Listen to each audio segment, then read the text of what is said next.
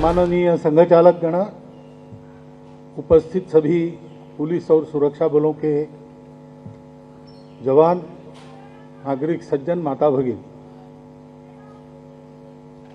स्वतंत्रता दिवस हम सबके लिए गौरव का और उत्सव का विषय है। 1857 से गिनेंगे तो लगातार 90 साल अनेक प्रकार का त्याग बलिदान देकर हमारे पूर्वजों ने हमारे लिए स्वातंत्र्य की प्राप्ति हमको करा दी। उस त्याग और बलिदान का गौरव हमारे मन में है और उसको एक सफल सांगता मिली, इसका आनंद हमारे मन में है। लेकिन उसके साथ और एक भान चाहिए कि इतना परिश्रम करके, इतना त्याग बलिदान देकर ये जो स्वतंत्रता हमको मिली है, उस स्वतंत्रता को कायम रखना। और जैसा सावरकर जी ने कहा कि जे जे उत्तम उदात्त उन्नत महन मधुर तेते स्वतंत्रते भगवती सर्वतव सहचारी होते। तो स्वतंत्रता का परिणाम जो उत्तम उदात्त उन्नत महन मधुर ऐसा है, वो सब कुछ हमारे देश में अवतीर्ण हो, इसकी आवश्यकता पूर्ण करने का दायित्व भी हमारा बनता है। हम अपने तिरंगे ध्वज का आज ध्वजोत्तोलन करते हैं। उसके रंगों को देखेंगे तो हमको यही संदेश मिलता है। जो केसरिया रंग है वो कर्मशीलता का, ज्ञान का और त्याग का प्रतीक है। जिस प्रकार के परिश्रम से एखादे राष्ट्र को स्वतंत्रता मिलती है और स्वतंत्रता के बाद स्वतंत्र होकर वो वैभव संपन्न सुरक्षित बनता है, उस त्याग और बलिदान के आवश्यकता की याद करा देने वाला ये केसरिया रंग है।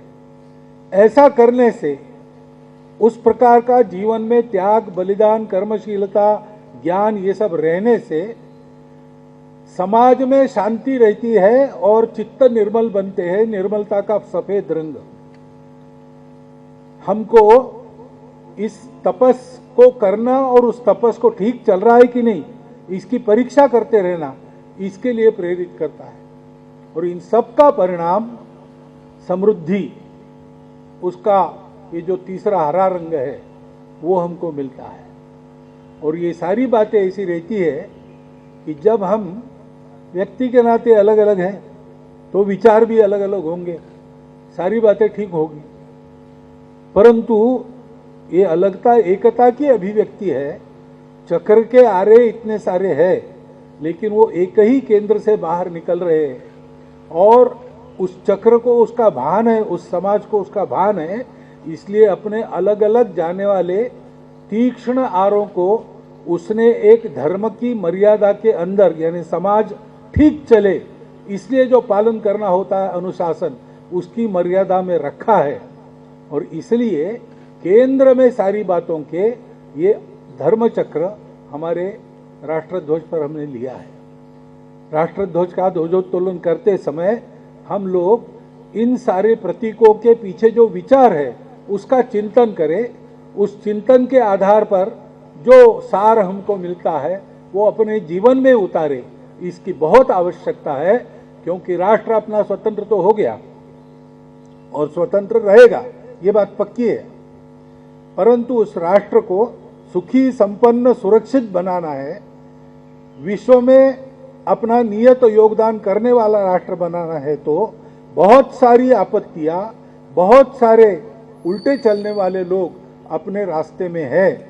हमारे तत्व से अलग न होते हुए संपूर्ण दुनिया में इन सारी बातों का सामना करके हमको भारत को एक विश्व गुरु राष्ट्र बनाना है।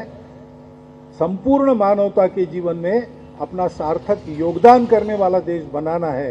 ये कर्तव्य हमारे सामने आज है, इसका हम चिंतन करें और आज का संदेश लेकर यहाँ से हम लोग जाए। इतना ही निवेदन आपके सामने करके मैं अपने वाणी को विराम देता हूँ।